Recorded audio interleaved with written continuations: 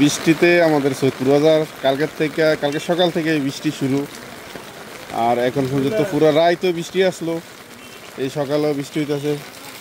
তো এই বৃষ্টিতে সৈয়দপুর বাজার এই সময় কিন্তু প্রচুর লুক টুক থাকে, দোকান ফাটও থাকে, কাস্টমারও থাকে, কিন্তু এই বৃষ্টির কারণে কোনো লোক সমাগম নাই, পুরা ফাঁকা। এই আমাদের সৈয়দপুর বাজার আইসি, আপনারা দেখতাম কি অবস্থা, মাল চাল তো কিচ্ছু নাই।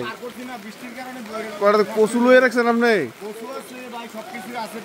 বাইর করেন না? না বাইর করে কি করবেন, কাস্টমার তো নাই। হ্যাঁ, তো এইলো গ্রাহক নাই, গ্রাহক শূন্য।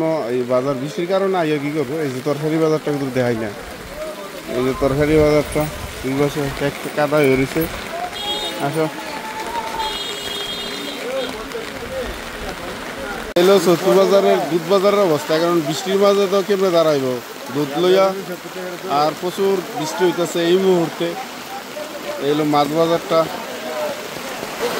বৃষ্টিতে গেলাম। এই জিওল মাছটা আইসে আবার ভালোই, তো দেখতেছি জিওল মাছ লইয়া আইসে, সবসময় কিন্তু এবার জিওল মাছ লইয়া আইয়ে।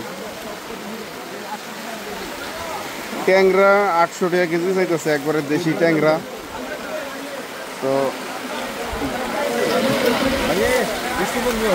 কিটা বৃষ্টির মজা আয় পড়ছে, সব ফাঁক না। তো বৃষ্টির মাঝে কাঁঠালও লইছে, মাশাআল্লাহ ফাঁক। আপনি লইছেন কাঁঠাল, সব ফাঁকনা কাঁঠাল বলে লইছে। এ হচ্ছে প্রচুর বৃষ্টি হইতে আছে সকাল থেকে, ঝিরি ঝিরি বৃষ্টি, কালকার থেকেই তো বৃষ্টি। তো বৃষ্টিতে লোক টুক নাই, বাজারে এখনো আইসে না। কিন্তু বাজারের অবস্থা সৈয়দপুর বাজারে, এই যে তরকারি বাজার, এটা লোক টুক নাই সামনে। এই বাইরে একা বই রয়েছে। কি অবস্থা আপনার? বেশি অবস্থা ভালো না।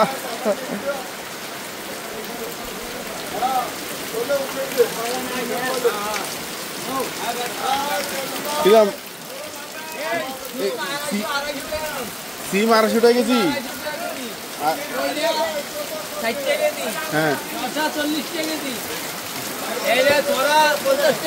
আচ্ছা। পেঁপে 30-35।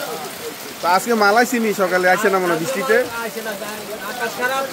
আকাশ খারাপ, এই কারণে আর জান টান নাই।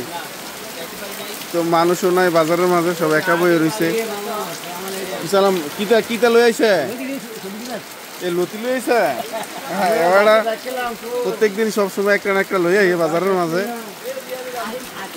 আজকে লতি লই আইছে, বৃষ্টির মাঝে লতি লই আইছেন আপনি?